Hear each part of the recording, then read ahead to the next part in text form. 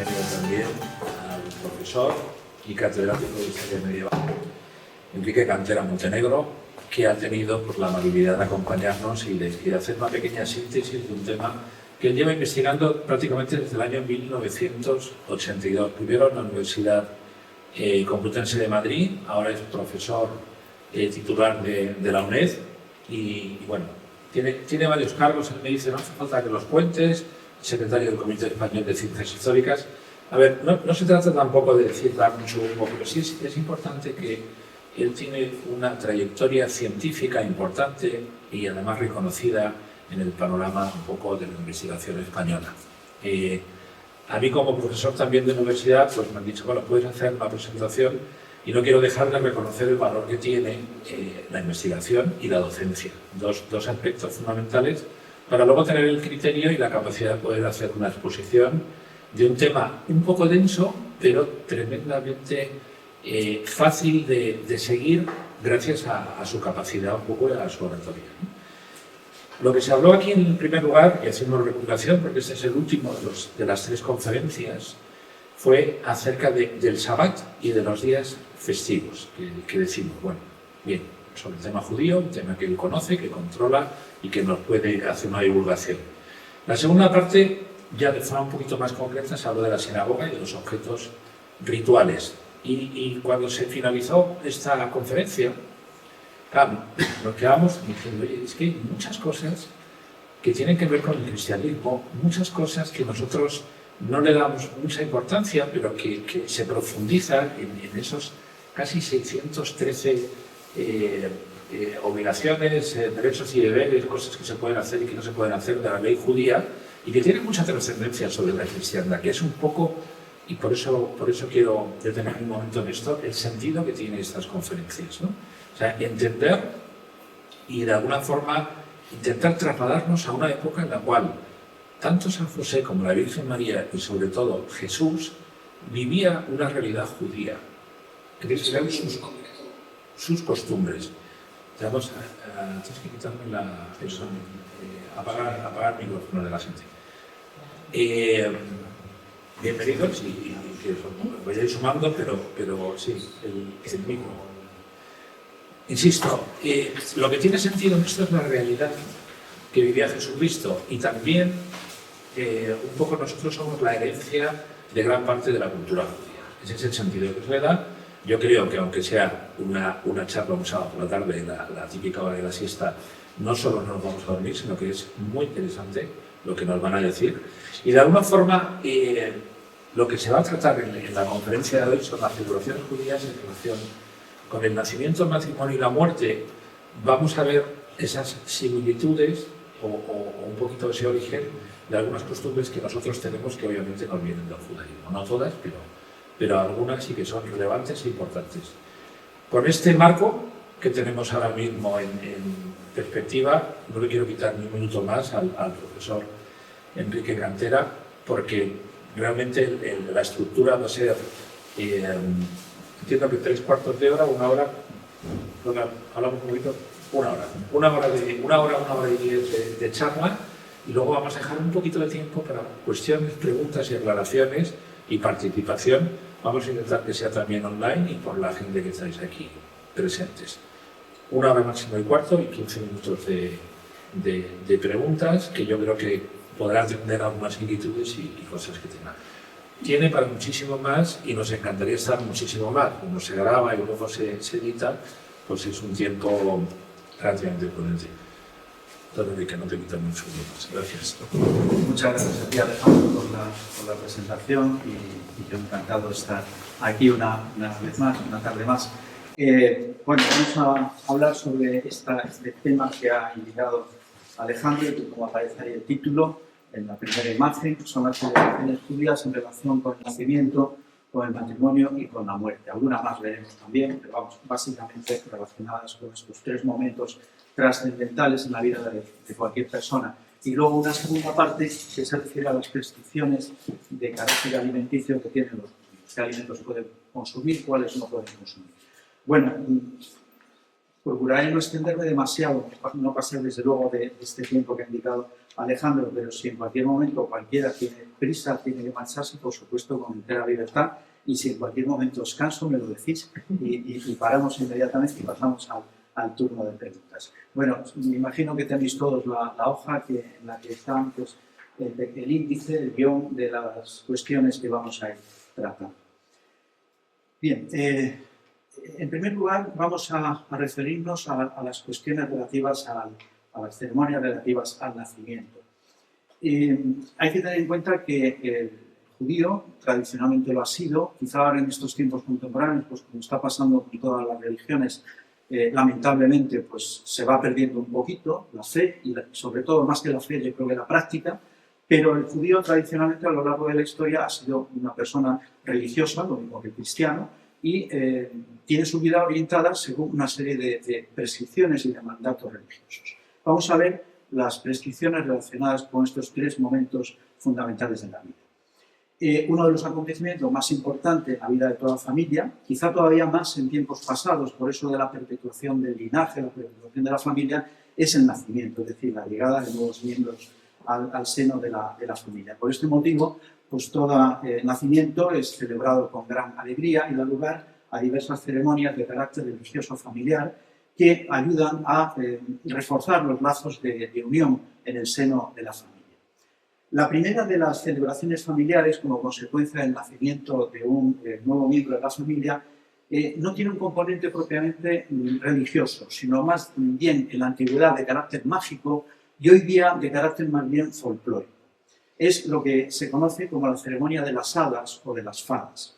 El séptimo día, la séptima noche, después del nacimiento de una niña y la víspera de la circuncisión, en el caso de los niños varones, que es siempre al octavo día del nacimiento, tiene lugar esta ceremonia de las hadas o de las fadas, que en hebreo se conoce con el nombre de Simhat Bat, y que en otras zonas, por ejemplo en el área catalana, se conoce con el nombre de Villola, se conocen también como estrenas. Y a esta noche, la noche en la que se celebra, es la noche de Villola, o en hebreo la noche de Semirá, que quiere decir guardia vela. Es una ceremonia que algunos autores han puesto en relación con una ceremonia de época clásica, de época de los romanos, que se llama el Fatum. Y consiste básicamente, la conocemos esta ceremonia, quizá mejor, a través de algunos cuentos de carácter mágico y algunas piezas de teatro de los siglos XVI y XVII, que la describen bastante bien y que nos permite conocer un poco en qué consiste.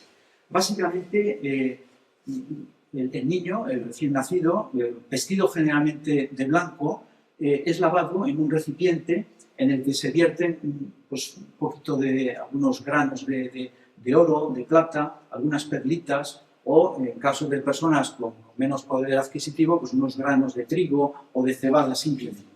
Y al tiempo que se le lava al niño se recitan algunas oraciones, algunas bendiciones. Es una ceremonia que tiene como finalidad ahuyentar el mal de ojo sobre el niño. Por eso digo que tiene un componente de carácter más mágico, que no, desde luego religioso, no está prescrito ni en la Torá ni en el Talmud. Y es una ceremonia que, como digo, tiene como finalidad propiciar la buena suerte sobre el niño. Tenemos que tener en cuenta que en la antigüedad, en la Edad Media y a lo largo de la Edad Moderna, prácticamente hasta los tiempos contemporáneos, la mortalidad infantil era muy elevada, hay unas tasas muy elevadas y siempre se procuraba pues, buscar aquello que pudiera proteger al niño. Es un rito de carácter social, de carácter familiar, como decía hace un momento, no está prescrito ni por la Torá ni por el Talmud, pero que estuvo muy extendido, no entre los cristianos no se practicaba, pero más entre los judíos y los musulmanes, y parece que probablemente corresponda o esté en relación con algunas prácticas mágicas y folclóricas de judíos y de musulmanes. Con el paso del tiempo, ya en época contemporánea, esta práctica o esta ceremonia pues, fue perdiendo importancia, desapareció prácticamente. Y ahora ya recientemente ha comenzado a recuperarse, sobre todo entre los judíos sefardíes, es decir, los judíos de origen español, que están repartidos fundamentalmente por el norte de África y por el Próximo Oriente, en buena medida. Hoy día también muchos en América Hispana. Y normalmente se celebra, como digo, la séptima noche después del nacimiento de una niña y la víspera de la circuncisión. La siguiente ceremonia es la circuncisión. Conforme al mandato bíblico, que se recoge, por ejemplo, en el capítulo 17 del Génesis, si el estado de salud del niño de recién nacido lo permite, se le practica al 8º día la circuncisión. Como se dice en este capítulo del Génesis, lo siguiente: y añadió Dios a Abraham: tú por tu parte guardarás mi pacto, tú y tu descendencia tras de ti en sus diversas generaciones. He aquí el pacto mío, que habéis de guardar entre mí y vosotros, así como tu descendencia después de ti. Serán circuncidados todos vuestros varones. Os circuncidaréis pues la carne del prepucio, lo cual servirá de señal de pacto entre mí y vosotros. Cuando cumplan 8 días, se circuncidará a todo varón en cada una de vuestras generaciones, aquel que ha nacido en la casa y el adquirido por dinero de cualquier extraño, que no es de tu linaje, es decir, el esclavo. Será circuncidado el nacido en tu casa y el adquirido mediante tu dinero. Así constará mi pacto en vuestra carne como pacto perpetuo. En cuanto al incircunciso, varón que no haya circuncidado la carne de su prepucio, esa persona será extirpada de su pueblo, pues quebrantó mi pacto. La circuncisión, que en hebreo se conoce como Berit Milá, que quiere decir pacto de circuncisión, es un rito que los israelitas tomaron muy probablemente de los egipcios, que lo practicaban ya desde tiempos remotos. Los motivos de la circuncisión pues se han explicado motivos de carácter higiénico o médico, pero no parecen suficientes para justificar esta práctica, aunque quizás sí pudieran contribuir a su generalización. Tampoco habría que perder de vista, por ejemplo, entre los egipcios, que la circuncisión pudiera tener un origen como un rito de pubertad o de ceremonia de iniciación o de consagración al matrimonio. Y los judíos, pues probablemente, como digo, lo tomaron de los egipcios, pero ya aplicándolo en el momento del nacimiento. Y los judíos concibieron la circuncisión como una señal de la alianza de Yahvé con Abraham, el patriarca Abraham, como un signo de sumisión también a Yahvé y, en definitiva, como el rasgo de pertenencia a la comunidad judía. En definitiva, es una señal que debía servir también a los judíos como recuerdo de los deberes impuestos por la alianza de Yahvé con Abraham. La institución de esta práctica se atribuye a Abraham, padre de los creyentes, y representa para los judíos un signo, un rito de incorporación al pueblo de Dios y, en definitiva, de orientación hacia su futuro mesiánico. Por este motivo, para cualquier padre judío, el primer deber que tiene hacia su hijo es precisamente hacerle circuncidar. Y es, sin duda alguna, uno de los signos de identificación más claros de los judíos. Aunque en tiempos bíblicos la circuncisión se practicaba normalmente en las casas particulares, nunca en el templo, desde la Edad Media, desde los primeros momentos de la Edad Media, comenzó a practicarse generalmente en la sinagoga, solamente en algún caso raro en la vivienda familiar. En la antigüedad era el padre, normalmente del niño, el que practicaba la circuncisión, pero luego ya desde la Edad Media y desde luego en la actualidad hay un oficial, una persona especializada en realizar esta operación que se conoce en hebreo con el nombre de Moé. Además del padre, del niño y del Moé, que practica la ceremonia, que practica la circuncisión, asiste también el padrino del niño, que se conoce en hebreo con el nombre de Sandak, que es el que está sentado, es el único que permanece sentado sujetando al niño, mientras el Moed practica la circuncisión con un cuchillo especial que tiene la forma de una navaja con una hoja ancha ligeramente curvada. A la ceremonia asiste también la madrina, que es la que entrega el niño al sandak, al padrino, al tiempo que los asistentes pronuncian una bendición, que en hebreo es Baruch Abba Besen Adonai, que quiere decir bendito sea el que llega en nombre de Dios. A continuación, a lo largo de la ceremonia, el padre del niño pronuncia también otra bendición, que es bendito seas tú, Señor, Dios nuestro, Rey del universo, que nos santificaste con tus mandamientos y nos has ordenado incorporar este niño a la alianza de nuestro padre Abraham. Bendición que es respondida por todos los que asisten a la ceremonia con esta frase que aparece en las dos últimas líneas. Del mismo modo que ahora se ha incorporado a la alianza de Abraham, se incorpore al estudio de la Torá, al matrimonio y a las buenas obras.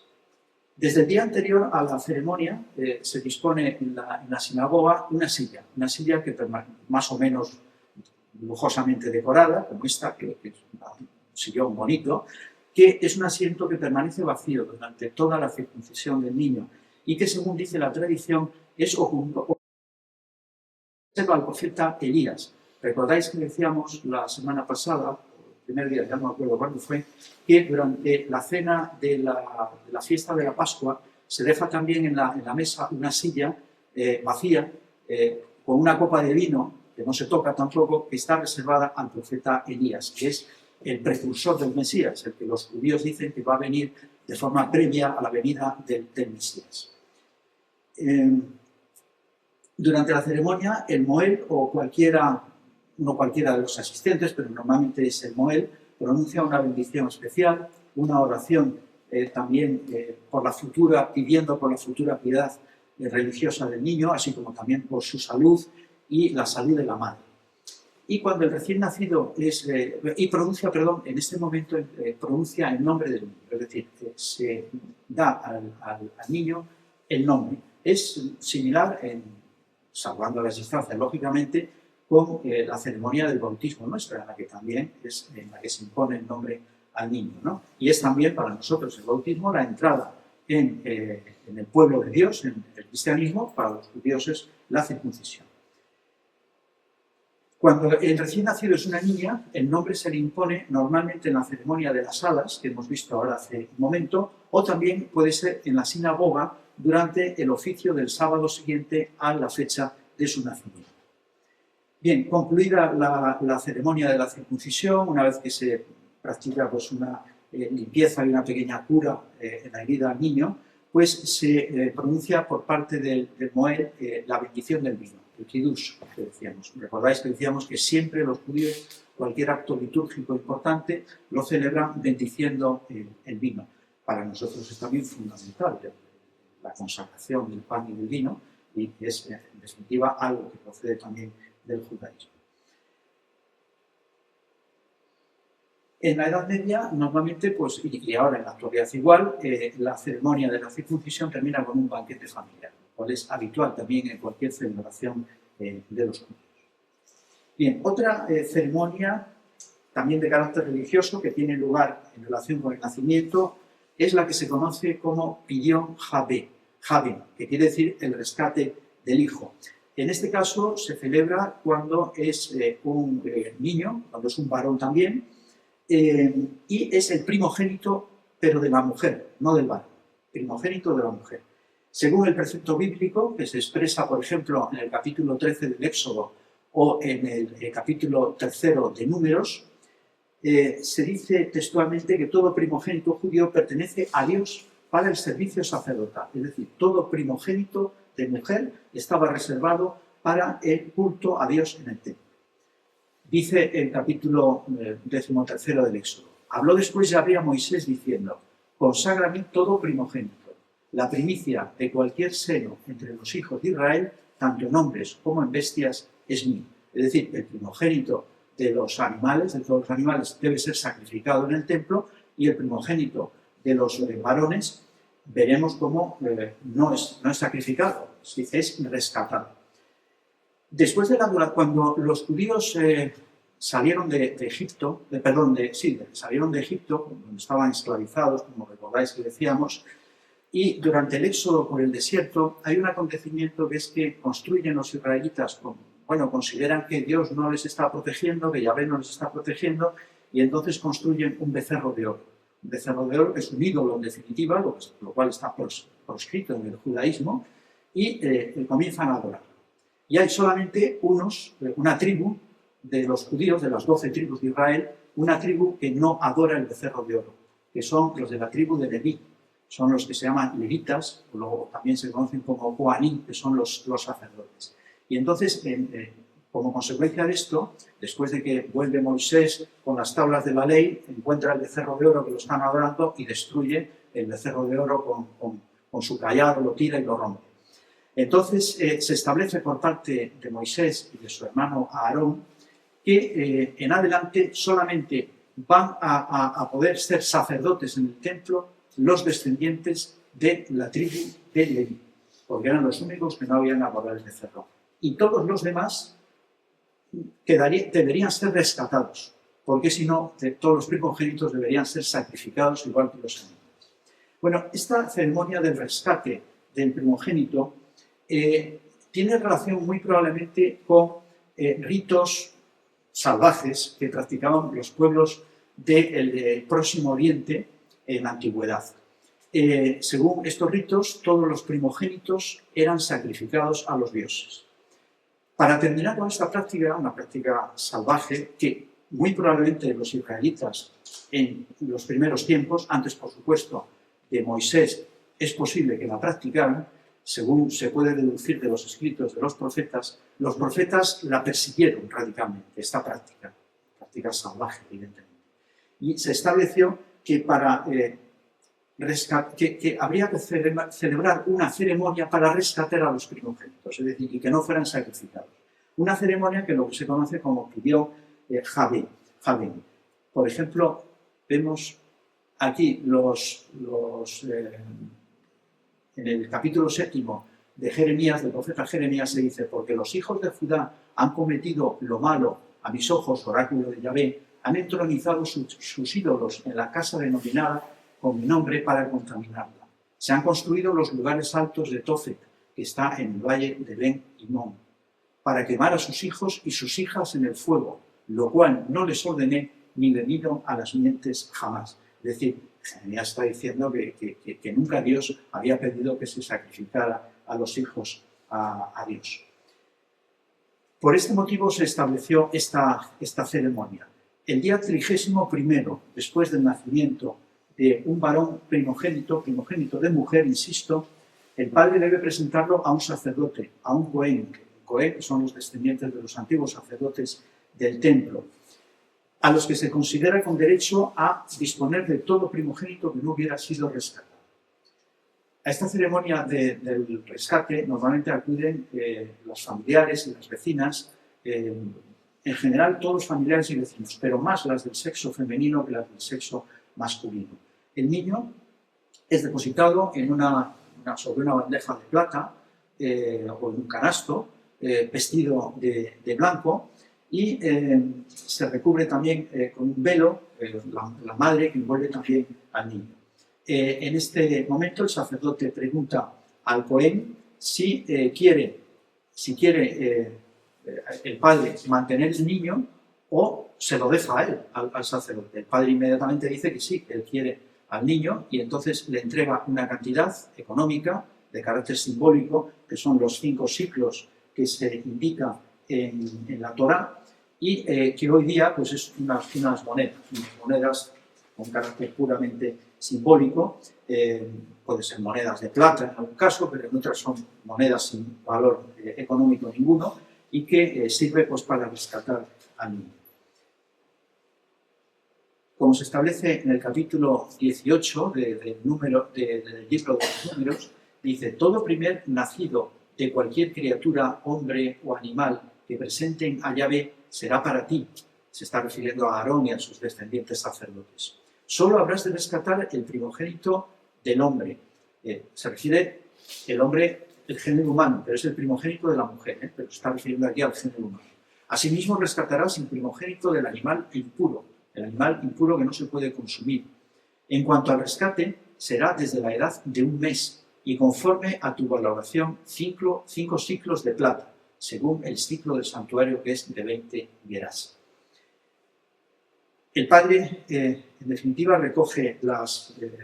entrega las monedas al sacerdote y pronuncia 2 bendiciones sobre el niño. La primera es: bendito eres tú, Señor, nuestro Dios, Rey del universo, quien nos santificó con sus preceptos y nos instruyó acerca de la redención del Hijo. Y otra bendición que es: bendito eres tú, Señor, nuestro Dios, Rey del universo, quien nos ha mantenido con vida, nos ha sostenido y nos trajo a este momento. Bien, en definitiva, en los primogénitos todos están destinados al templo y deben ser rescatados mediante esta ceremonia, que tiene un sentido religioso porque está contemplada en la Torá.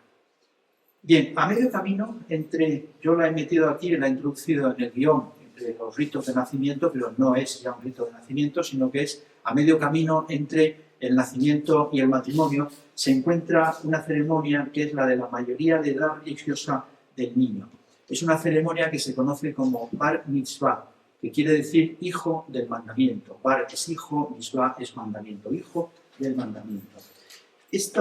Con este nombre de Bar Mitzvah se conoce esta ceremonia que cumplen los niños varones cuando cumplen los 13 años de edad, que no sé si recordáis que decía que es la edad en la que el niño varón alcanza la mayoría de edad religiosa, la niña a los 12 años, el niño a los 13. Y en esta nueva situación, pues lo que consiste básicamente en la ceremonia es que el niño lee la Torá en la sinagoga, cubierto con la kipá, la gorrita, una especie de solideo, con el tallit, que es el manto de oración que tiene sobre los hombros, lo mismo que el padre, y el rabino, que es el que aparece a la izquierda, y está leyendo la Torá con este puntero, que recordáis que decía que se conoce con el nombre de Yad, porque no se puede tocar la Torá al ser un objeto sagrado, no se puede tocar con el dedo. Bueno, tradicionalmente esta ceremonia solamente era para los niños varones. Ahora, recientemente, también se celebra, sobre todo en la sinagoga reformada, se celebra también esta ceremonia para la mayoría de edad de las niñas, a los 12 años. Y básicamente consiste en lo mismo. La niña no se pone el tallit, pero se pone un velo sobre los hombros y tiene también el yad, el puntero, con el que está siguiendo también la lectura de la Biblia. Esto es la entrada de los niños, en definitiva, ya en la edad adulta, y a partir de este momento ya quedan obligados al cumplimiento de los ritos y de las prescripciones de la religión. El siguiente estadio en la vida importante de cualquier persona es el matrimonio. La religión judía considera el matrimonio como el estado social perfecto, de forma que algunas máximas del Talmud pues maldicen a todo aquel hombre que deja pasar los 20 años de edad sin contraer matrimonio. Para el judaísmo, sobre todo en tiempos antiguos, la vocación del hombre y de la mujer es la unión fecunda, es decir, es traer hijos al mundo, según dando cumplimiento al mandato del Génesis que dice crecer y multiplicaos. A lo largo de la Biblia se exaltan constantemente las instituciones de la familia y del matrimonio. Y luego ya en época posbíblica, la legislación de los rabinos favoreció los matrimonios en edad temprana. Recordáis a lo mejor que decía que normalmente en la Edad Media, en la edad del matrimonio, la mínima imprescindible era la de la mayoría religiosa, pero normalmente las niñas se casaban muy jovencitas, con 15, 16 años, y los niños también muy jóvenes, en torno a los 18 años de edad. La ley judía permite la poligamia, recordáis que lo comentábamos también, y parece que este era el estado matrimonial propio de los judíos en los tiempos antiguos.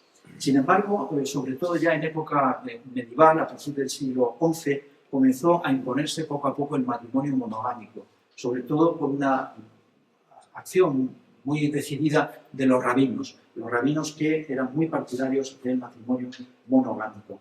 La poligamia, de todas formas, persistió durante más tiempo entre los judíos de la rama sefardí, es decir, los judíos hispanos, más entre los judíos askenasíes, que son los judíos alemanes y de la Europa centro-oriental. Y todavía en el siglo XIII era una práctica muy frecuente entre los judíos, por ejemplo, de la Corona de Aragón, aquí en la península ibérica. Luego, sin embargo, en los reinos hispanos, los judíos, para contraer un segundo matrimonio, viviendo todavía la primera mujer, tenían que pedir autorización al rey. Y el rey normalmente le concedía esta autorización, pero solamente para un segundo matrimonio, no para un tercero o un cuarto matrimonio. Y siempre a cambio del pago de una pequeña compensación económica. La estructura jurídica y litúrgica de la ceremonia del matrimonio judío está fijada en la halaká. La halaká es las secciones de contenido de carácter más jurídico del Talmud. Es una de las partes fundamentales del libro del Talmud.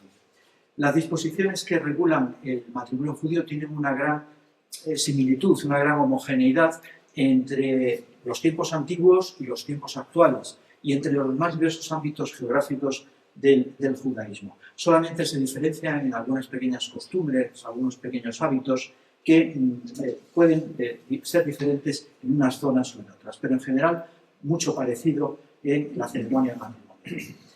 En la antigüedad, con frecuencia, bueno, en tiempos medievales y hasta tiempos casi recientes, el matrimonio era muchas veces más el resultado de unos intereses familiares para establecer pactos entre familias, más que el fruto de un amor sincero entre los contrayentes.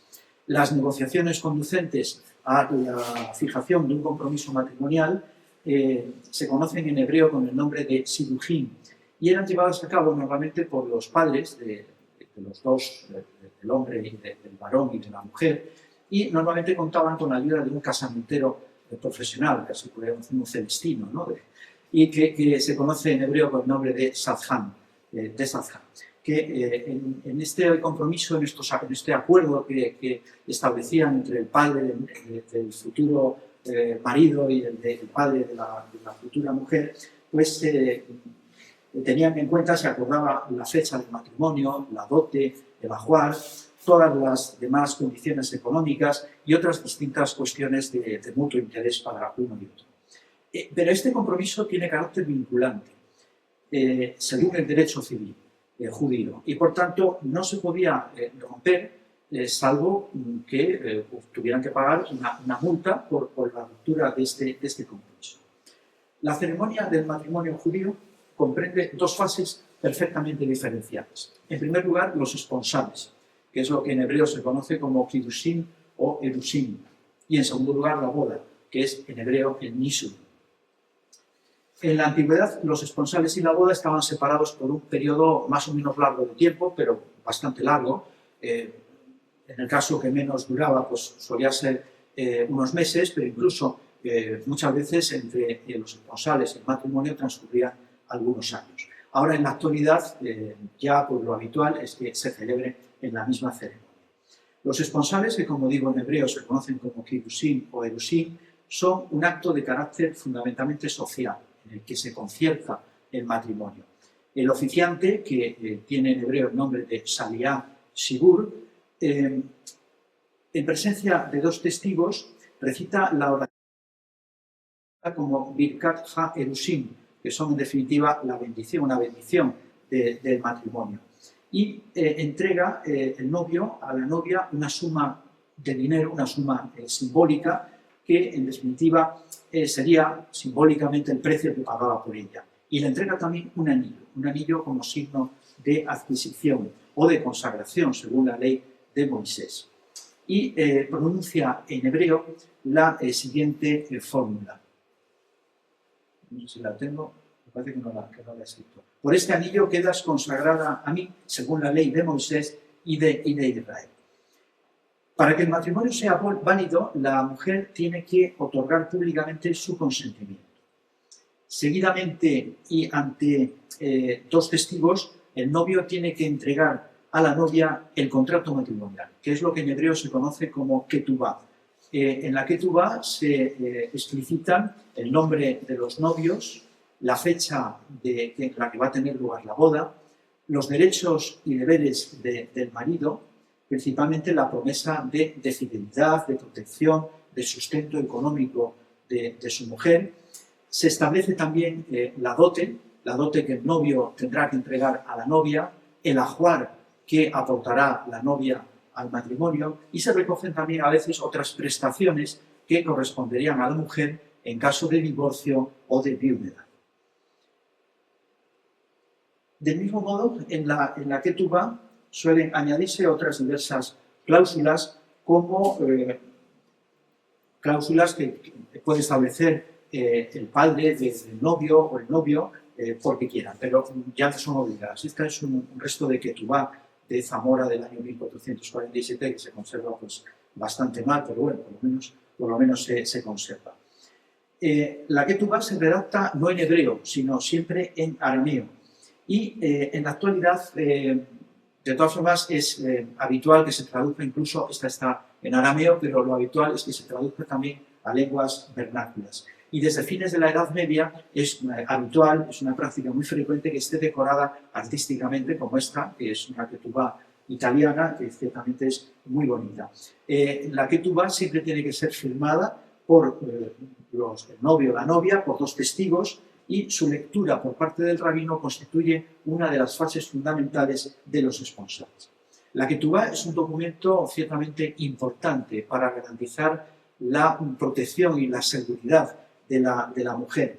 Y esto, por ejemplo, pues, se hace evidente en unas ordenanzas medievales que se conocen como las Takanot de Valladolid, que fueron aprobadas en el año 1432 por una asamblea de judíos notables que se reunieron en Valladolid y que aprobaron unas ordenanzas para todas las comunidades judías del Reino de Castilla. Y aquí estas Takanot de Valladolid de 1432 se componen, o por lo menos se conservan 7 capítulos, y el capítulo 3 está dedicado íntegramente a regular el tema del matrimonio.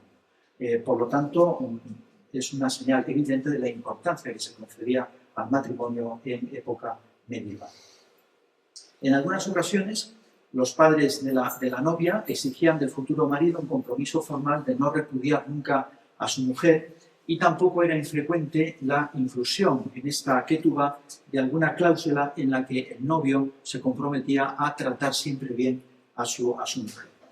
Los esponsales constituyen un acto jurídicamente positivo, un acto vinculante, de tal manera que solamente se podría romper ya mediante un acta de divorcio. Veremos ahora cómo el judaísmo contempla la posibilidad de divorcio. Los esponsales solamente se pueden romper ya mediante un acta de divorcio. En definitiva, las ketubot son una fuente documental de gran importancia para otras épocas, porque nos ofrece multitud de datos, de cuestiones importantes para el mejor conocimiento de la situación familiar, de la situación matrimonial de los judíos, por ejemplo, en época medieval o en época moderna. La segunda fase del matrimonio judío es la boda, propiamente dicho. Se conoce en hebreo con el nombre de Nisuin. En ella es donde propiamente tiene lugar ya el matrimonio, donde entran ya en vigor los derechos y los deberes conyugales. Para acceder purificada al matrimonio, la mujer acude previamente, el día anterior, a la mikvé. La mikvé, recordáis del otro día, que es el baño ritual judío. Esta es una mikvé, la única que se ha conservado en España de época medieval, que está en la localidad gerundense de Besalú. Es un pequeño habitáculo que está siempre anejo a la sinagoga y que siempre está subterráneo, se desciende por unos escalones, y aquí la novia, la que va a contraer matrimonio, tiene que realizar una triple inmersión, un baño ritual que se conoce en hebreo con el nombre de tevila. Bien, durante la ceremonia de la boda, la boda suele celebrarse en la sinagoga o también puede celebrarse en un espacio abierto. Los novios se tienen que colocar debajo de un dosel o palio abierto, que es lo que en hebreo se conoce con el nombre de jupá.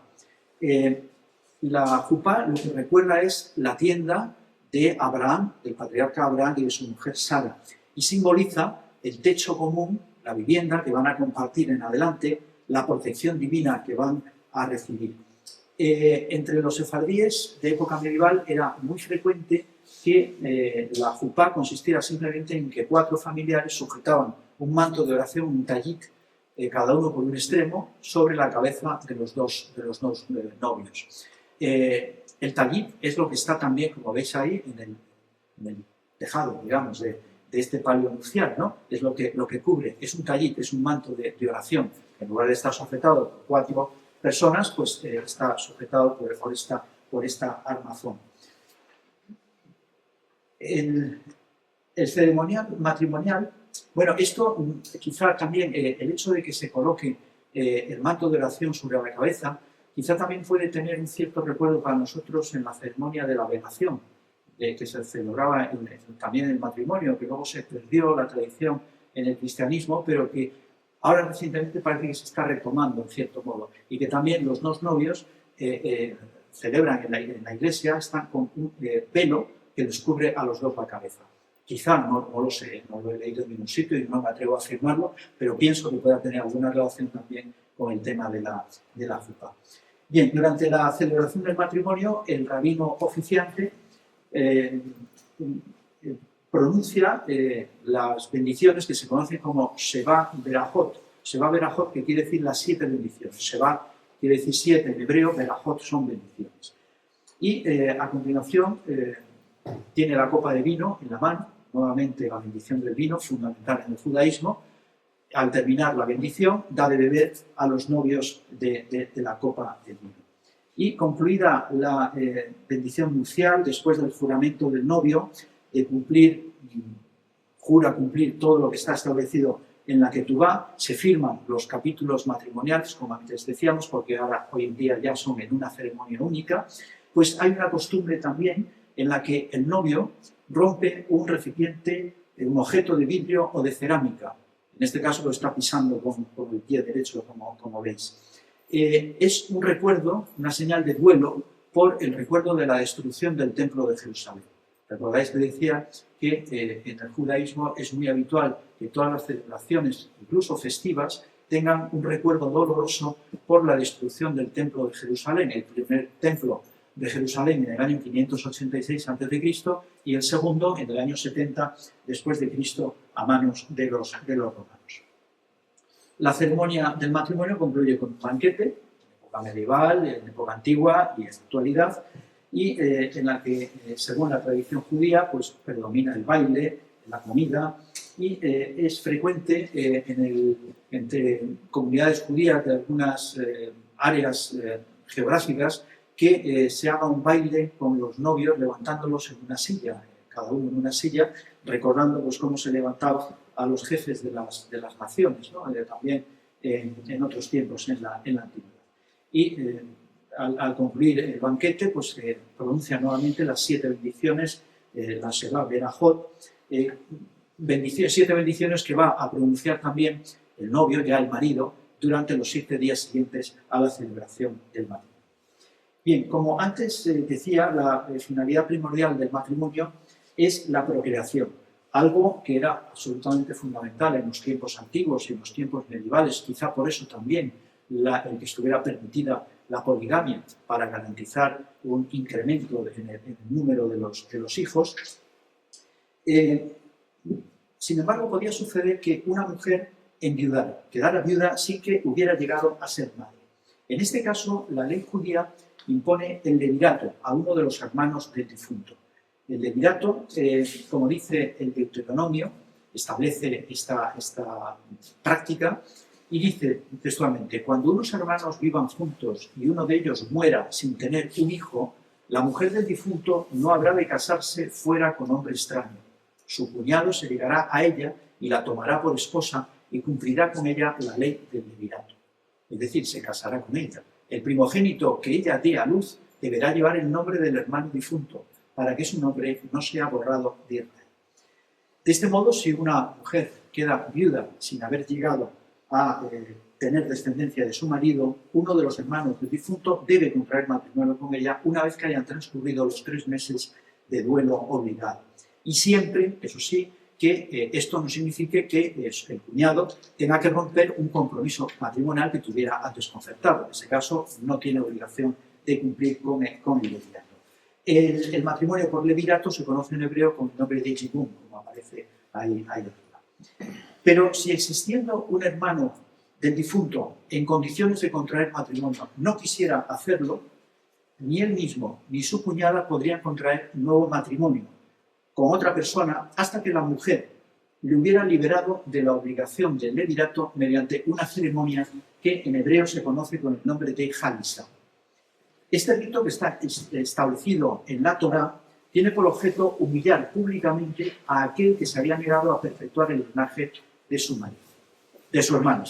Como dice el capítulo 25 del Deuteronomio, dice: pero si al hombre no le agrada tomar a su cuñada, ésta subirá a la puerta a donde los ancianos y dirá: mi cuñado se niega a perpetuar el nombre de su hermano en Israel. No quiere cumplirme la ley del levirato. Entonces los ancianos de aquella ciudad le llamarán para interpelarle. Si se presenta y dice: no me agrada desposarme con ella, su cuñada se acercará a él en presencia de los ancianos, le quitará el zapato de su pie y le escupirá a la cara, y tomando la palabra dirá: así se hace con el hombre que rehúsa edificar la casa de su hermano, y se le apodará en Israel familia del descalzado. Es un zapato que normalmente era comunitario, era decir, no es que cada familia tenga un zapato para la Halisá, sino que normalmente era un zapato que estaba en la sinagoga, que tiene unas cintas, es un zapato de cuero de animal casero, de animal permitido, de animal puro, y que tiene unas cintas, unas correas, aquí se ve mejor, una correa muy larga, que se sujeta a lo largo de la pierna. Y entonces aquí lo que hace la viuda es que le desliga este zapato, le quita el zapato, y eso significa que queda desligado de su obligación de casarse con ella. Y a partir de este momento, uno y otro pueden contraer libremente matrimonio. Estábamos diciendo entonces, estábamos hablando de la Halisá, como la viuda libera este compromiso a su cuñado, y en adelante pues los dos podrán casarse. En la actualidad el matrimonio, en la Edad Media parece que el levirato fue más practicado entre los judíos sefardíes que entre los judíos askenazíes. Y en la actualidad el levirato ya no se practica ya ni en los círculos más ortodoxos, pero sí se mantiene con un carácter quizá folclórico este ritual de la Halisá. Y en el judaísmo reformado no se considera necesaria la ceremonia de la Halisá incluso. Y, por ejemplo, la conferencia de Filadelfia que se celebró en 1869 dice literalmente que el precepto del levirato del matrimonio y de la Halisá ha perdido para nosotros todo significado, importancia y fuerza vinculante. Es decir, el judaísmo reformado ya no utiliza ni la Halisá, aunque sí se mantiene todavía en otros ámbitos más ortodoxos, no porque tenga ya una prescripción religiosa propiamente dicho, sino como algo folclórico, como algo de recuerdo de la tradición, y por si alguien se considera más tranquilo en el caso de que quede liberado de ese compromiso del levirato. Bien, por otra parte, la religión judía admite la disolución del vínculo matrimonial mediante el divorcio o el repudio, que en hebreo se conoce con el nombre de Gerusín. En el derecho tradicional judío se hace efectivo en el momento en el que el marido o su representante legal entrega a la mujer el acta de divorcio, que es lo que se conoce en hebreo con el nombre de get. Sin embargo, más tarde, en época ya postalmúdica, es decir, ya en época medieval, con un ánimo garantista se estableció que una ratificación del divorcio debería ir necesariamente precedida de un proceso jurídico que se realice ante el rabino, con el fin de garantizar que solamente el divorcio se produjera en circunstancias especiales, siempre que concurriera alguna circunstancia que pudiera justificarlo. Por ejemplo, una de ellas, la esterilidad en el matrimonio, de tal modo que al cabo de 10 años de un matrimonio infecundo, el marido puede otorgar a la mujer el acta de divorcio. Sin embargo, pese a esta permisividad de la ley judía en relación con el divorcio, a lo largo de la Edad Media, los rabinos, los autores rabínicos, que eran firmes defensores de la monogamia, el matrimonio monogámico, como recordáis que decía hace un momento, pues fueron bastante contrarios al divorcio y lo consideraban como un auténtico atentado contra el matrimonio monogámico. En la actualidad, en el Estado de Israel, rigen para los judíos las prescripciones del derecho de familia rabínico. Pero para que un divorcio sea considerado válido es imprescindible que se tramite con arreglo al procedimiento talmúdico. En cualquier caso, prescindiendo de la normativa jurídica, desde el punto de vista ético y religioso, el divorcio se considera como algo más bien negativo, aunque solo sea por el gran aprecio que se tiene en el judaísmo a la familia. Pero, insisto, está permitido. En virtud de la prescripción divina que se recoge en el libro del Éxodo, no adulterarás, la ley judía condena sin paliativos el adulterio, porque lo consideran una desviación moral. Pero el adulterio del varón solamente se castiga en el caso que sea con una mujer casada o con una mujer ya prometida, mediante la concesión de la ketubá. No se considera adulterio del varón si es con una mujer soltera. Por el contrario, para la mujer es delito en cualquier caso. La pena que por la comisión del adulterio varía en gravedad. En la antigüedad recordáis que la pena era la muerte por lapidación. Recordáis cómo Jesús salvó a la mujer adúltera, María Magdalena, de morir lapidada, cuando la iban a lapidar. En otros casos menos graves, pues tenía penas económicas o penas de flagelación. Por el contrario, la ley judía consiente el concubinato. El concubinato, quizá la justificación de esto, de que se tolere, es porque aparece reflejada con muchísima frecuencia a lo largo de la Biblia. Algo similar sucedía también en la sociedad cristiana medieval, en la que el concubinato estaba más o menos tolerado.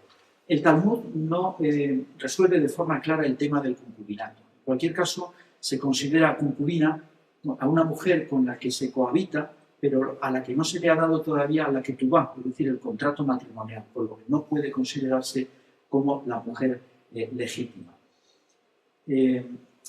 Y con esto terminaríamos ya este segundo momento, que es el relativo al matrimonio. Y entramos con otra de las etapas fundamentales en la vida de cualquier ser humano, que es la muerte. Desde el judaísmo posbíblico se considera la muerte como la separación del alma y el cuerpo, el fin natural de la vida y el paso de este mundo al mundo futuro. Desde la más remota antigüedad, la creencia por parte de los judíos en una vida ultraterrena daba lugar al cumplimiento de diversos ritos y ceremonias por parte de los familiares y de los amigos más próximos del difunto. Ritos que en unos casos están establecidos en la ley religiosa, en la Torá, en el Talmud, y otros que caen simplemente en el terreno de la práctica del folclore o incluso de la magia y la superstición.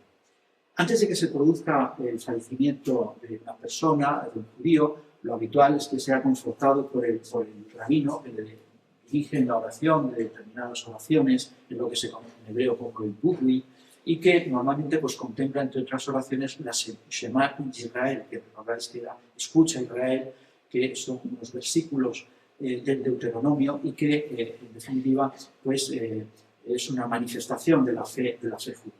Asimismo, en época medieval era habitual volver la cabeza del moribundo hacia la pared en señal de expiación de sus pecados y en recuerdo de la curación milagrosa que había tenido lugar en relación con el rey Ezequías, como se narra en el capítulo 38 del profeta Isaías, que dice: por aquellos días Ezequías se enfermó de muerte y llegó donde él, el profeta Isaías, hijo de Amós, y le dijo: así habla Yahvé, dispón lo referente a tu casa, porque vas a morir y no has de sanar. Y entonces Ezequías volvió su rostro hacia la pared y oró a Yahvé exclamando: ay Yahvé, acuérdate por favor de que he caminado en tu presencia con fidelidad e íntegro corazón y he obrado lo bueno a tus ojos. Y Ezequías lloró con grande llanto. Vino entonces la palabra de Yahvé a Isaías diciendo: ve y di a Ezequías: así afirma Yahvé, Dios de tu padre David, he escuchado tu plegaria, he visto tus lágrimas. Mira, yo te curo. De aquí a 3 días podrás subir al templo de Yahvé y añadiré a tus días 15 años más. Bien, por tanto, esta costumbre, pues se vuelve la pared del moribundo hacia la cabeza del moribundo hacia la pared, buscando, pues por lo menos el perdón de Dios y, si acaso, pues también su salvación, la salvación de su vida, como había sucedido con Ezequías. Cuando se produce el fallecimiento, se cubre el cuerpo del difunto con una sábana blanca, se cierran cuidadosamente los ojos y la boca, con el fin de que no siga viendo, porque los judíos consideran que mientras sigue con los ojos abiertos puede seguir viendo el mundo terreno y a lo mejor no es capaz de discernir el mundo hacia el que va, ¿no? Estos son creencias y prácticas de época fundamentalmente medieval. El cadáver del difunto debe ser cuidadosamente lavado con arreglo a un ritual muy complejo que se conoce en hebreo con el nombre de Regisá y que comprende unos usos y prácticas que han quedado consagrados en la tradición. Esta costumbre de lavar el cadáver de los difuntos con agua templada o con agua caliente es muy antigua entre los judíos. Sus orígenes probablemente se encuentran en los tiempos del Segundo Templo y tiene un indudable sentido de purificación. El Talmud establece de forma muy minuciosa cómo hay que proceder al lavado del cuerpo, de las distintas partes del cuerpo, la cantidad de agua que hay que utilizar, los versículos bíblicos que deben ser recitados al tiempo que se lava, etcétera, etcétera.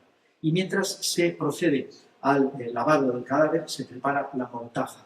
La mortaja que normalmente a partir del siglo II después de Cristo, pero muy probablemente ya antes, yo creo que en tiempos de Cristo ya se hizo así, es un lienzo de lino blanco que en hebreo se conoce como tarijín, que en definitiva es como también se amortajó a Cristo, ¿no? Y en el amortajamiento del cadáver está prohibido la utilización de cualquier objeto de lujo. Es decir, los judíos no se pueden enterrar con un objeto de lujo, de oro, de plata, nada valioso, buscando la igualdad de todos los hombres ante la muerte. Una vez preparado el cadáver, se inicia un periodo de vigilancia o vela, es decir, la velación del cadáver, que se conoce en hebreo con el nombre de Semirá, y que normalmente pues, es el acompañamiento del cadáver recitando unos salmos u oraciones. En tiempos medievales, y hasta hace relativamente poco tiempo, los judíos normalmente enterraban a los difuntos el mismo día del fallecimiento. Hoy día ya los preceptos legales pues, se lo impiden y ya no lo pueden hacer de este modo, ¿no? Hay que dejar pasar las horas establecidas. Según una costumbre de los judíos españoles, en la Edad Media, que está a medio camino entre la superstición y la magia, también la práctica piadosa, pero que se ha mantenido hasta tiempos prácticamente actuales en todas las comunidades sefarditas del Próximo Oriente y del norte de África. Cuando una persona fallece, se vacían todos los depósitos de agua que hay en la casa y se colocan delante de la puerta. Entonces, los cántaros de cerámica o sean que se dispongan y que están en la puerta de la casa vueltos boca abajo y vacíos, es una señal de duelo en esa casa, ¿no? Es la señal de que hay un difunto. Esta es una práctica que probablemente tenga un origen higiénico con el fin de evitar pues, que si ha muerto como consecuencia de una epidemia, pues a través del agua se pueda transmitir a los otros habitantes de la vivienda y afecta también a los alimentos que hay en la casa. Lo que se dice normalmente es que el ángel de la muerte, en hebreo el Malak Hamawi, pues lava su espada, la espada con la que da muerte al difunto, pues la lava en el primer recipiente de agua que encuentre, y por ese motivo pues hay que vaciar el agua. Pero yo creo que su origen es más de carácter higiénico. Asimismo también en la Edad Media, ahora ya no, en la Edad Media era frecuente que se colocara en el alféizar de la ventana, de la habitación donde estaba el difunto, pues un recipiente con agua, algunos alimentos, porque creían que el difunto durante los 8 días siguientes a la muerte volvía por la casa y para que tuviera agua para beber, para lavarse y alimentos para comer.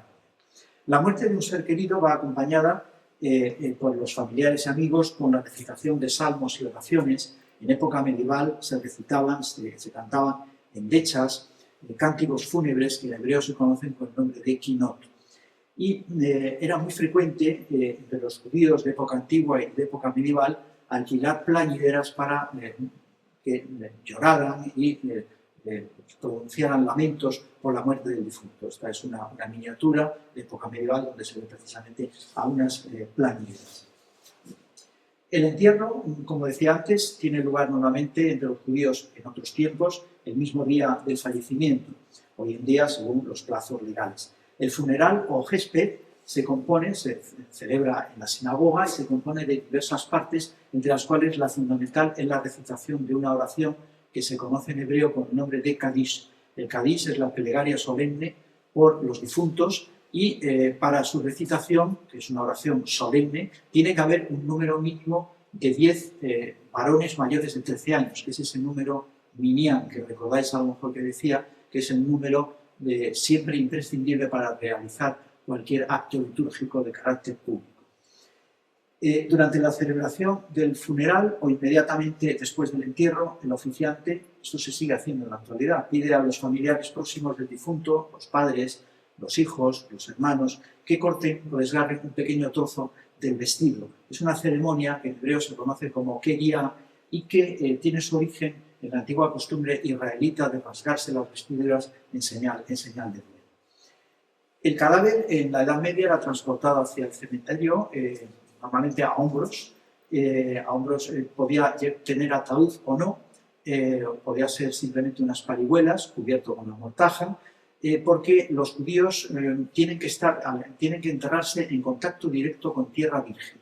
Entonces es muy frecuente que se enterraran. Hoy día, claro, las prescripciones legales pues también son las que priman, ¿no? Pero en la Edad Media pues normalmente se enterraban muchos sin ataúd, sobre todo los sefardíes, se enterraban sin ataúd.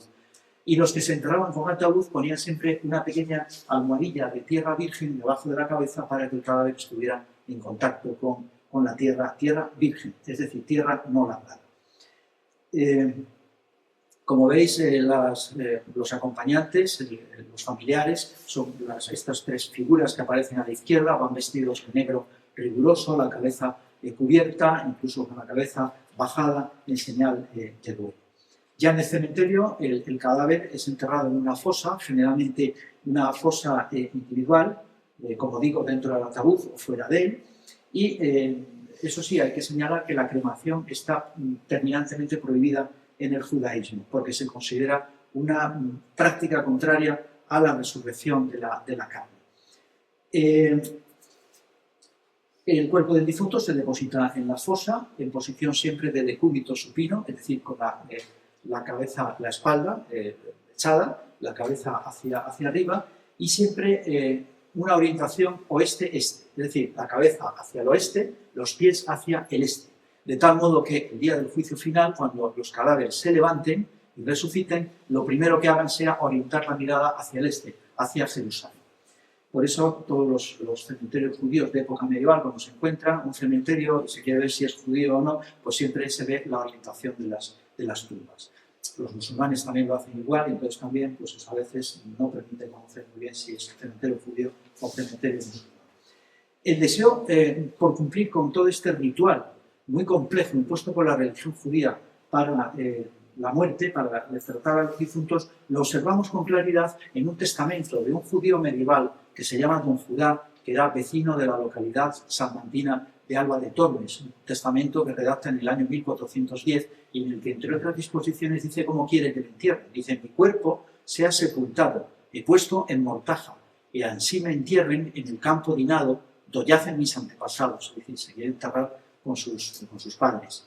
Que el Dios, buen siglo de, hay una cuestión, veis que pone Dios, no dice Dios, porque los judíos en época medieval consideraban que Dios era plural, no singular, y como ellos querían manifestar la unicidad de Dios, pues siempre decían Dios en lugar de Dios, porque consideraban que Dios era plural y que a lo mejor estaba significando que había más de un Dios.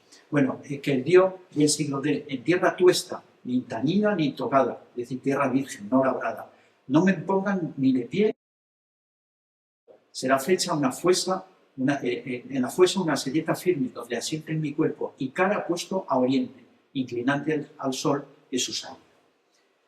Durante la inhumación se recitan ciertos salmos, ciertas oraciones por el eterno descanso del alma del difunto y se pronuncia nuevamente el cáliz, esta oración solemne de carácter público en el judaísmo. Y luego se coloca una lápida provisional. La lápida definitiva se coloca cuando se cumple el primer aniversario de la muerte, al año. Entre los sefardíes es habitual que sea una lápida muy grande, de 2 metros aproximadamente, que cubre toda la fosa, en tanto que los askenazíes, los judíos centroorientales, suelen poner una lápida más pequeña en posición vertical. Normalmente había una costumbre, que ya hablábamos de ella el otro día, como los judíos siempre depositan una piedra cuando visitan la tumba, no depositan una flor, no depositan sino simplemente una piedra. Bien, con frecuencia para las personas en época medieval, en época moderna, existían unas cofradías que en hebreo se conocen como Hebra Kadisha, que se encargaban del cumplimiento de todos los rituales, de todos los ritos relacionados con la muerte, sobre todo en el caso de personas con escasos recursos económicos o también en el caso de una persona que muriera fuera de su localidad. Pues se encargaban del funeral, se encargaban de la sepultura, todos los gastos que ocasionaran. El luto y las manifestaciones de duelo están también perfectamente reglamentadas desde fines de la época talmúdica. En el judaísmo hay 3 periodos de luto de desigual duración. El primero, que se conoce como aninut, es el que va desde el momento del fallecimiento hasta el entierro. Esto pues, normalmente no salen de la casa hasta que pues, simplemente para ir a la sinagoga a rezar, nada más. Después hay un periodo de 7 días, que se conoce como Shiva, los 7 días siguientes al fallecimiento. Y finalmente hay otro, que es el tercer periodo, Seloshim, que es durante todo el mes siguiente. Durante los 7 días de Shiva, normalmente los judíos permanecen también en casa el mayor.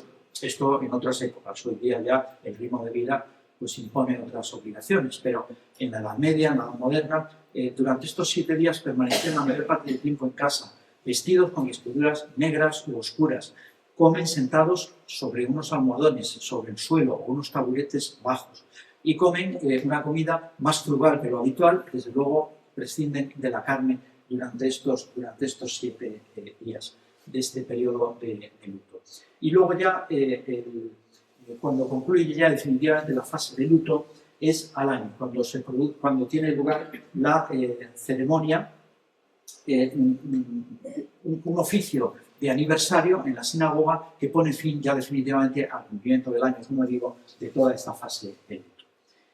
Bien, con esto terminamos esta primera gran parte de la charla, que es la más extensa. Esta segunda va a ser bastante más breve, que es la que se refiere a las prescripciones alimenticias de los judíos. Unas prescripciones que tienen un fundamento religioso, tienen una base religiosa porque están contempladas todas estas prescripciones en la Torá, es decir, en nuestro Pentateuco. En la Torá se especifican, sobre todo en el libro del Deuteronomio y en el libro de Éxodo, se recogen de forma minuciosa todas estas prescripciones. Hay algunos libros que tenemos actuales para conocer la cocina de los judíos, en Sefarad, donde se recogen pues, las leyes, las costumbres, incluso también algunas recetas judías para aquellos que pudierais tener interés en este tema. Bueno, a la hora de preparar los alimentos, los judíos deben de poner mucho cuidado para cumplir este ritual. El ritual judío relacionado con las leyes dietéticas, que es lo que se conoce en hebreo como kashrut. El fundamento del kashrut está en la Torá, o Pentateuco, en los capítulos, decía del Éxodo, del Levítico y del Deuteronomio. Luego está en la Halakha, es decir, una de las secciones fundamentales del libro del Talmud, y luego también en los códigos diversos de la ley rabínica. Las prescripciones rituales en el judaísmo son muy complejas. Voy a ir bastante rápido por no dilatar demasiado. Bien, por lo que se refiere a los animales, los productos que pueden consumir los judíos es lo que se conoce como kasher o kosher, que de las dos formas se dice. Y por el contrario, lo que no está permitido, lo que es ilícito consumir, es lo que se conoce como terefa o trifa. Bien, ¿qué requisitos tiene que cumplir un animal cuadrúpedo para que sea kasher? Pues tiene que ser, en primer lugar, animal rumiante, y en segundo lugar tiene que tener casco o pezuña dividida en dedos. No puede tener ningún defecto físico o vertical y tienen que ser degollados con arreglo al ritual judío. Bueno, vamos a verlo. El Levítico dice en primer lugar, pero de entre los que rumian o poseen la pezuña hendida, no comeréis los siguientes: el camello, pues aunque rumiante no tiene pezuña hendida, será impuro para vosotros; ni el conejo, pues aunque rumiante no tiene pezuña hendida, impuro será para vosotros; ni la liebre, que es rumiante, pero no tiene hendida la pezuña, será impura para vosotros; ni el puerco, pues tiene pezuña hendida y pata ungulada, pero no rumia, será impuro para vosotros. De su carne no comeréis ni tocaréis el cadáver, son impuros para vosotros.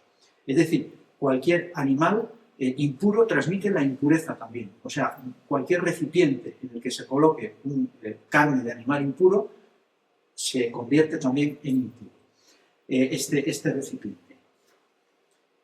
Pero además de ser de animal puro, como decía, el animal no puede presentar ningún defecto físico, porque si presenta un defecto físico no puede ser consumido. Entonces, veis como en esta imagen, una miniatura italiana de época medieval, es una carnicería judía. donde a la izquierda están degollando al animal, el buey o el animal que sea, lo están degollando mediante un corte del cuello, con un cuchillo, le cortan de un solo golpe la tráquea y las arterias para que el animal se desangre. Tiene que morir siempre el animal degollado. Y luego hay otro, esto es lo practica un oficial de la comunidad judía que se conoce con el nombre de Shoer. Y luego otro oficial de la comunidad judía, que es el Bodek, que es el que aparece a la derecha, explora el animal. Una vez sacrificado y ya abierto el canal, lo explora para ver que no tenga ningún defecto físico interno. Un defecto en los pulmones, un defecto en el corazón, porque inmediatamente lo convertiría en impuro. Por tanto, es muy complejo todo este ritual judío.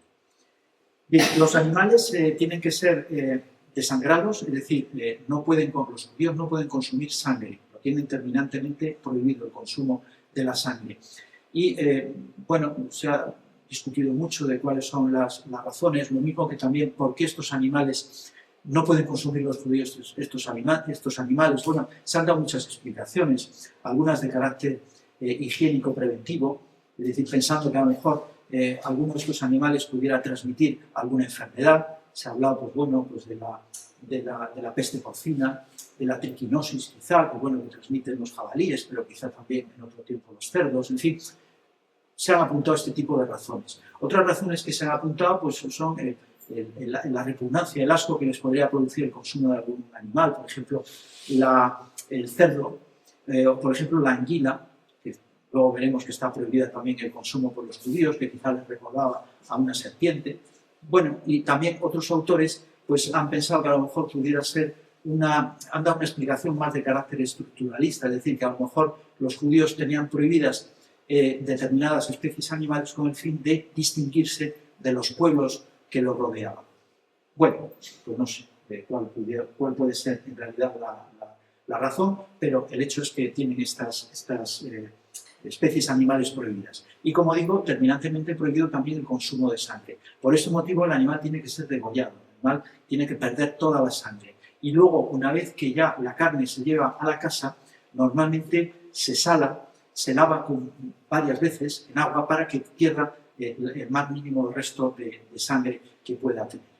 Bueno, en cuanto a las aves, hay también bastantes especies de aves que están prohibidas. En concreto, unas 20 especies que son todas las aves rapaces y carroñeras. Probablemente porque no las consideran tampoco aves a lo mejor muy apetecibles o que sean comestibles, ¿no? Y luego, entre los animales marinos, para que sean kasher, es decir, para que sean permitidos, tienen que tener preceptivamente escamas y aletas. O sea, un animal marino que no tiene escamas o no tiene aletas está prohibido. Voy a pasar, porque he ido más deprisa por no dilatarme en exceso. Bueno, entonces, no pueden tener escamas ni aletas. Por tanto, no pueden consumir el congrio, no pueden consumir la anguila, no pueden consumir el pulpo, no pueden consumir el marisco en general. Es decir, todo aquel animal marino que no tenga escamas o no tenga aletas es prohibido para los judíos. Bien, otra cuestión que al ir saltando pues se me ha pasado. Los judíos tienen también que retirar el nervio ciático de la pata de los cuadrúpedos. Este nervio, que se conoce en hebreo como Git Hanasé, entre los judíos españoles de época medieval se conocía como la grecilla. Y tienen que retirarlo en memoria de la lucha de Jacob con el ángel que se narra en el capítulo 32 del Génesis.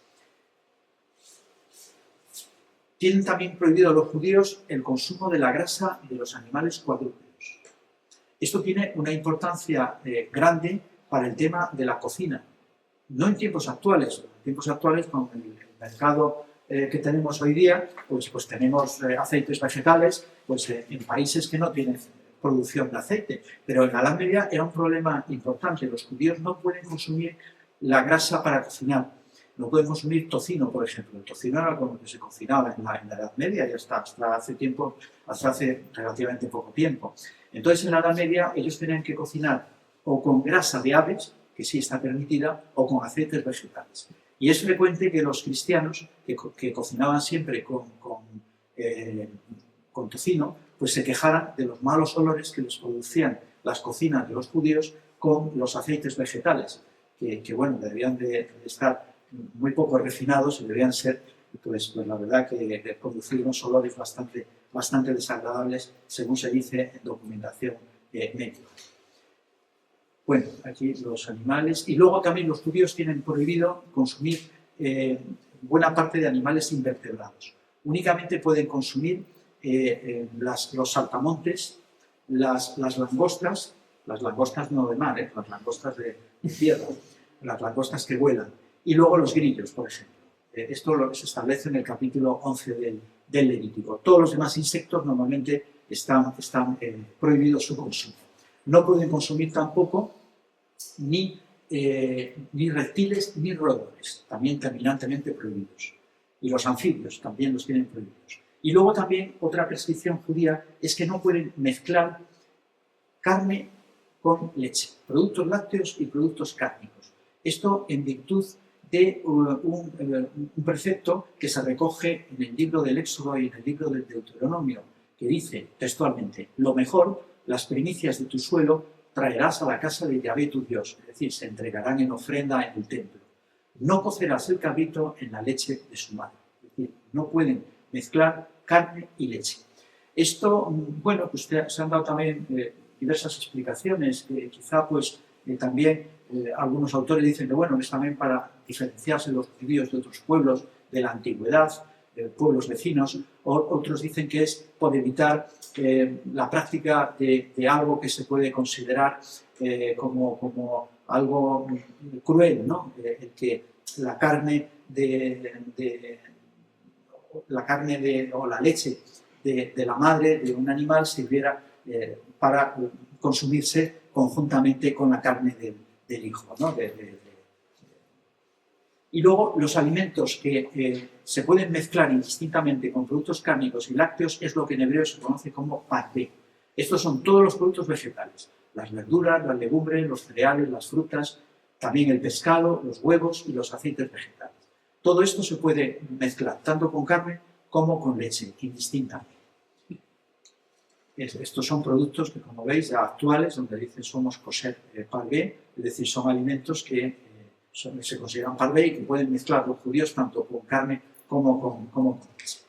Bien, ¿qué cumplimiento real tuvieron de esta normativa dietética los judíos? Bueno, pues ya decíamos el otro día que el cumplimiento de la normativa dietética en época medieval y en época moderna debió ser bastante, cuando me refiero a época moderna me refiero a los siglos XVI a finales del XVIII. En esta época pues debió ser bastante frecuente el cumplimiento de toda esta normativa dietética, fuera por propio convencimiento o fuera por la vigilancia que establecían al respecto las autoridades rabínicas, no los rabinos. Y en este sentido, el incumplimiento de estas normas, de esta normativa dietética, podía llegar a ser, si era especialmente grave, a ser motivo de excomunión, la excomunión judía que se conoce con el nombre de Gel. Pero en la actualidad, pues, ¿qué seguimiento hay de esta normativa dietética? Pues ya decía el otro día que es diverso. En lo que desde luego coinciden todos los judíos es el rechazo de la carne de cerdo.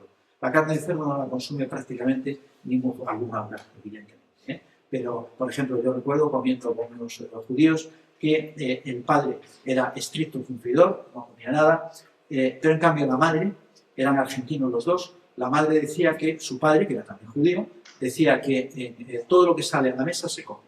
Y entonces los niños, recuerdo que decían, ¿esto es morcilla? Porque iban a comer, y yo dije, madre mía, morcilla, no comerán morcilla, porque es carne de cerdo y al mismo tiempo sangre. O sea que son dos cosas terminantemente prohibidas para los judíos. Bueno, pues los niños estaban dispuestos a comer morcilla. O sea, quiero decir que en este momento el cumplimiento es bastante diverso, pero la carne de cerdo normalmente no la come. En cambio, otros productos, por ejemplo, las gambas, el marisco en general, pues bueno, ya hay una permisividad un poco.